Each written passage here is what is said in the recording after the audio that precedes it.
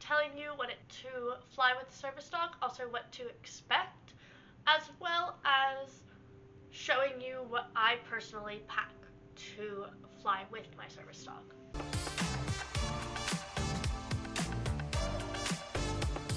So what does my service dog wear when we fly? So he wears just his normal vest harness, or he could wear any of these back here. He can really wear whatever.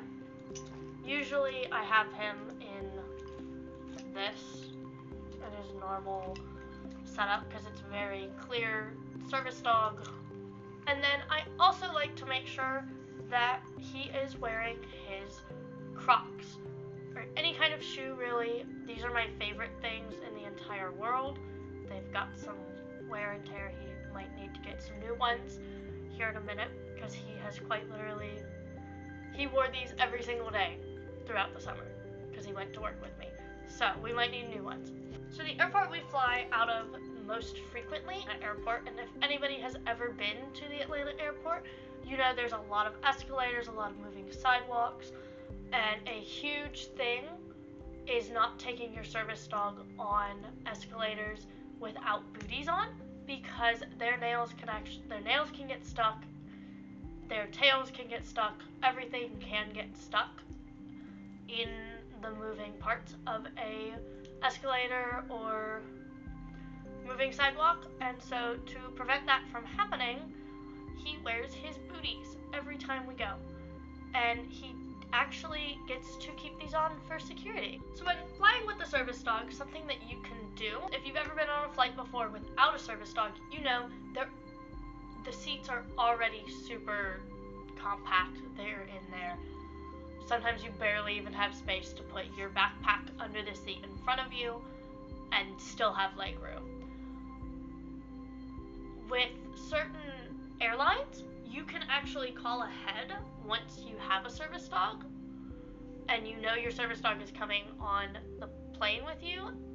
You can call ahead and say, hey, I have a service dog, and some companies will give you a free upgrade to like the next highest seat.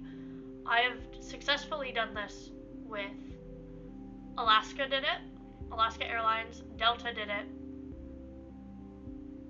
and I think I've done it, yes, I did it with Frontier. It was a 7-hour wait on hold to get the seating, but we got upgraded to Frontier's version of first class, which was actually really nice because there's nobody in the seat next to you. So in this, like the row of 3, it's you and then somebody else, and that's it. So there's just an empty space. So we had a little more room to stretch out and like claim a little more space than usual. Every other time we were in just like basic, like right there. We were really like compact in there. I didn't really have a lot of space stretched out. He didn't have a lot of space, and when he lays down, he likes to kick his one back leg out. And so the entire 5-hour flight to San Diego, I was trying to sleep, and I had to like stretch out my legs to keep him compact.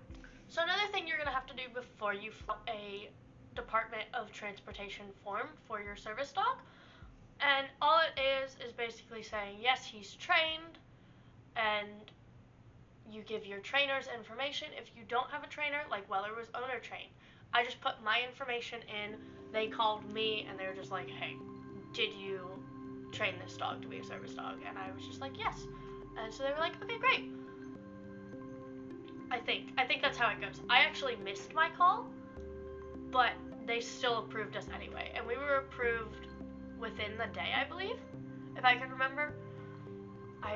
Because from what I know, I believe once you fill out the DOT form, you're good. Like, you don't have to keep filling it out every time you fly.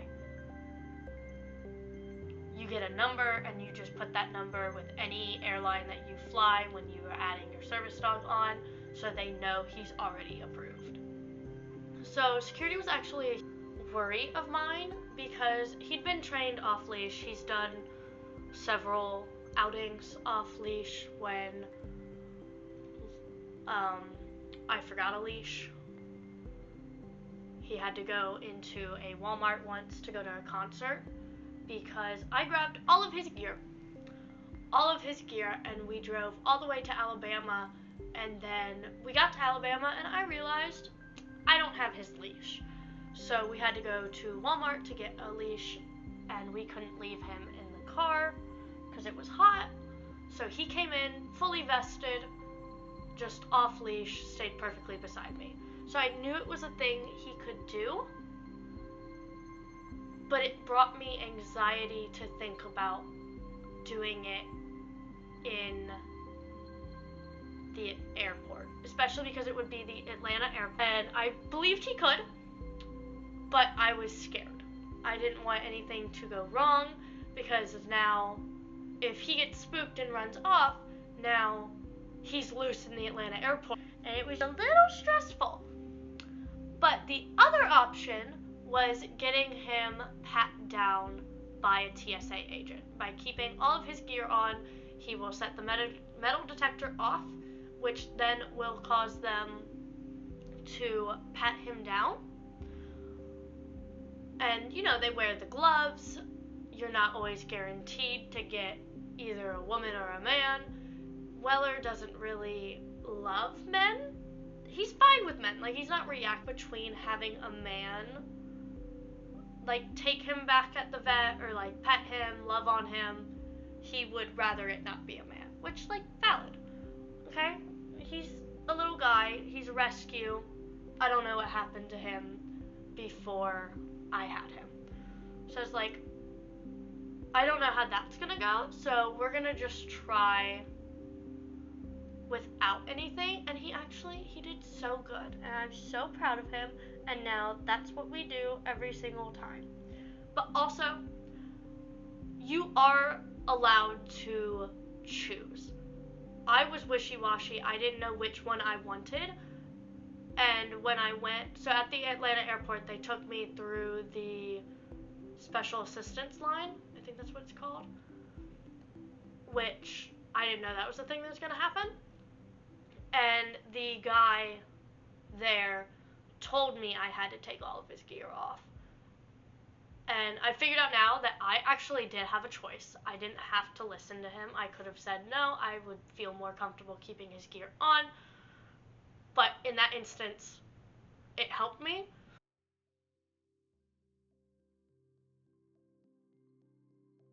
What do I pack? My personal is he gets a bag. I don't know how big they allow the bag. Like, I don't know if you could bring a full another carry-on suitcase. This is his carry-on bag. He knows he has treats in here. That's why he's all excited. It's just his treat pouch, which carries everything that we could possibly need. It's by Acra Creations. I love them. Just goes right on my hip and then attaches again to my thigh. So all that I put in here is I put a copy of his in this top zipper here. I put a copy of his rabies vaccine paperwork, and then as well as a copy of the DOT paperwork. In this, I have poop bags. Currently I have lip oil and nail glue in there. Usually I have a thing of Advil, because I get headaches a lot, and I'm also always in pain. And then this is the pouch for treats, which is another reason that I love this, because it allows me to bring as many treats as I oh so desire. Our current mix, like our trail mix of snacks. And then in the front pocket, I usually just have like extra hair ties. I think I also have extra Chicago screws in case his harness breaks, because it broke at Disney the first time we went, and we needed to zip tie it back together. So I like to carry extra. I don't have anything extra just in case that happens again, so I'm a little more prepared. I can just fix it, and I don't have a zip tie scraping the inside of my knee. Now in my personal item, just a small backpack like this, there's no more snacks.